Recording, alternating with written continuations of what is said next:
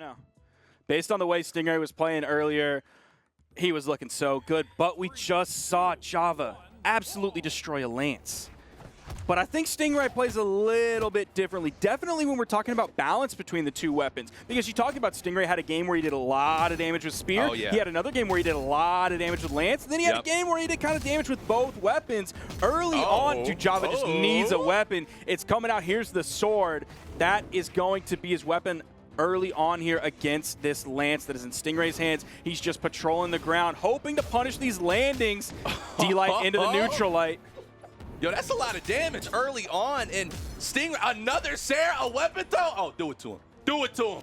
Do it to him. Okay, no, playing smart. That's our new Stingray. I forgot. New Stingray, playing smart, here to win. Here to win, not to clip. I like it. But again, D-Light side sig sends him out of the lobby. Actually, he's still here. He's got 2 stocks left. He doesn't send him out of the lobby, just like a little bit out of the stage for a minute. He's going to respawn back in. He has a hammer in his hand, hoping he's going to have a different result with a different weapon against Stingray. But you notice that Stingray didn't go for that ground pound earlier. I think he saw what happened to Kosalix at the end of the Kosalix Java set that he didn't want to get clipped. Oh, and I don't blame him. That was nice. Weapon toss, perfect. Oh, wow. That's so calculated. Lasered that one in, of course, used that massive thrown weapon hitbox that Hammer has. All right, so here we go. 2 stocks right now. Java at a bit of a deficit here, but as we've seen from everything from Java today, a deficit pretty much does not matter at all. Java's been behind 1 stock, 2 stocks, and still finds a way to somehow come back right now. So no matter what the lead may be, you still got to feel like Java's in this matchup still no matter what. But Stingray is playing so clean right now, making the most of these opportunities and punishing Java every opportunity they're getting.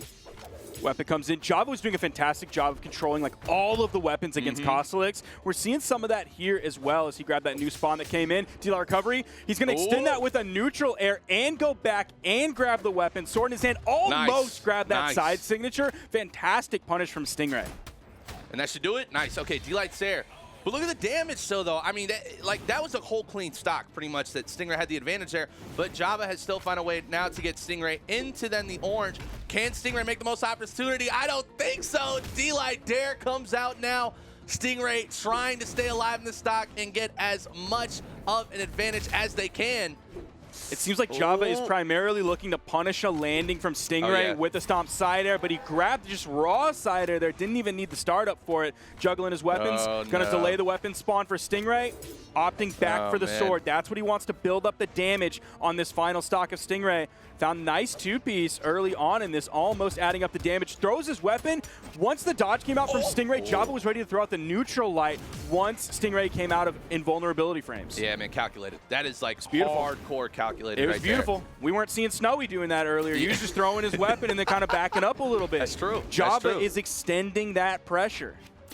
And, you know, Stingray's obviously in the lead here, but it doesn't feel like Stingray's in the lead. You know what I'm saying? Like Java is still. Oh, wait a second. He went back in right into that blast from the back of the Lance. Nice. But you know, you look back at these replays, and Stingray has done such a good job at confirming these KOs with very, unique combos, right? We just saw 2 times where a D-Light into a side sig, and then once we get to the 3rd KO here, it was a D-Light into an N sig, right? Which those are 2 very unique mix-ups, especially that obviously come off of the kit with the Black Knight Orion. So I like that a lot, but I'm just not as confident currently in this situation, though, for Stingray, because Java was able to climb back so quickly towards the end there. Yeah, we got to remember that Java lost game 1 to Kosalix. Yep. So we could see a repeat performance from Java. He's already starting this one off. He's still taking a little bit more damage than Stingray. But again, we're not going to see Stingray engage off stage too much. He knows how effective his neutral is. That time, a beautiful neutral signature, but he actually moved forward instead of expecting the dodge in from Java, because that's what he got last time. Yeah. So he went for a different mix-up option out of it. Java wanted to move away to the left, and he got hit. Big weapon throw right there. Nice air. Another weapon throw. Beautiful dodge there from Stingray. Another recovery. Wow, still not enough. High ceilings right there. Stingray, barely missing the recovery. I don't know how that missed. Again, going for the recovery. Java is absolutely evading everything right now, but not from that side sig. And okay, here we go. Hammer. Both are at red right here.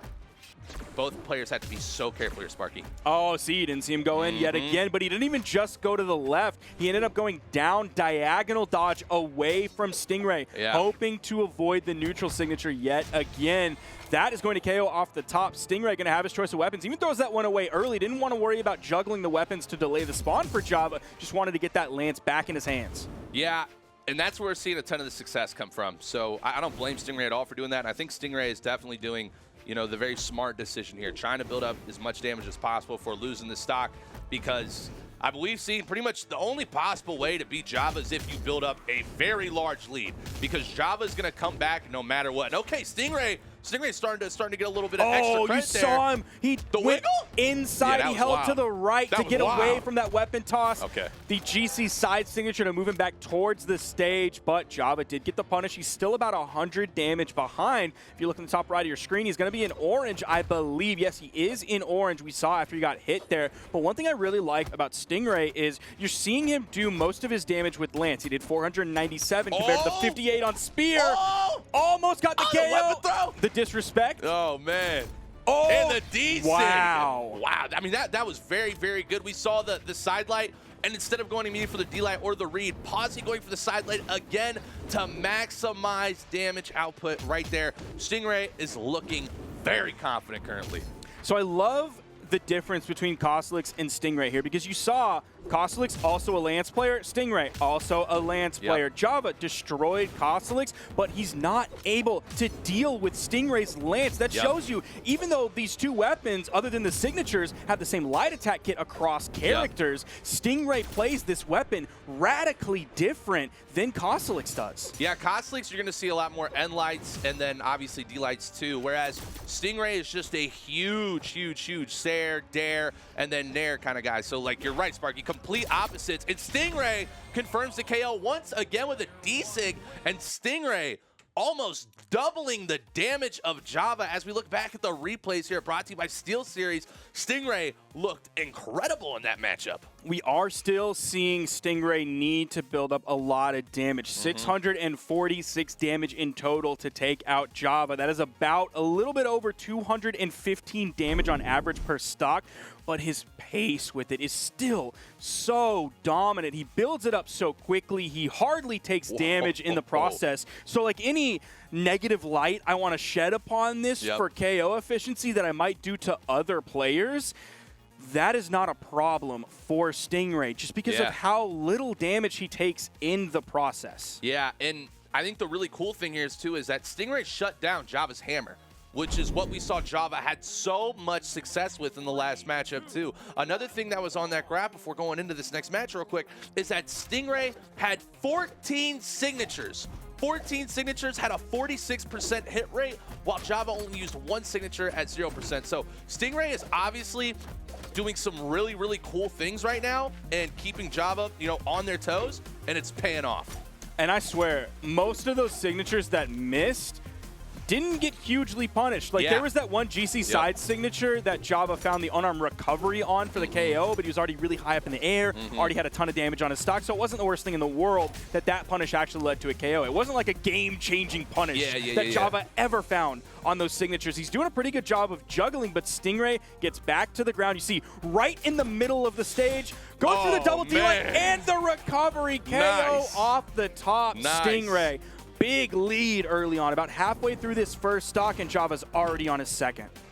Yeah, and I actually love Miami Dome here for Stingray because those platforms are just high. Oh, no, here we go. Okay, well, the damage build-up's coming out. But okay, the platforms are just high enough to where Stingray can kind of just float a little bit undercover and maintain stage control with so much area to punish Java every single time.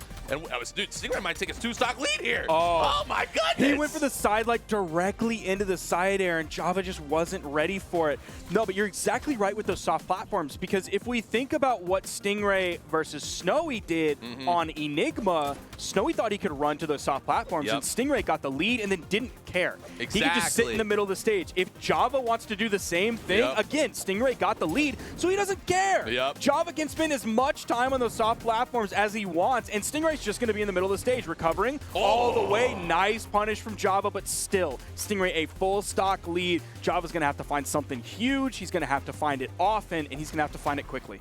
Yeah, and you know, again, we haven't seen Java really use Hammer that much. And anytime Java is using Hammer, Stingray is not getting punished at all with it whatsoever. So I think Stingray has definitely found at least some sort of kryptonite here for Java's secret sauce with that Hammer, and it's forcing Java to use that sword, I think, a lot more than Java wants to. Stingray has truly found the counterplay to basically every facet of Java's playstyle, whether it's the unarmed kit, whether it is the light attack kit on sword or hammer, whether it's the signature kit on sword and hammer, it doesn't matter.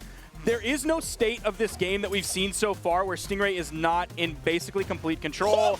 And he's going to end that one right there. He wanted to watch his opponent go into the blast zone, which is the most disrespectful thing to do. And he takes that set 3-0. We want to talk about efficiency. 564 was all it took. I'm pulling out the calculator for this one. 564 divided by 3 is 188. Oh, good efficiency. Quick math. I like it. I mean, I use a calculator. I just press the buttons fast. Hey, man, they don't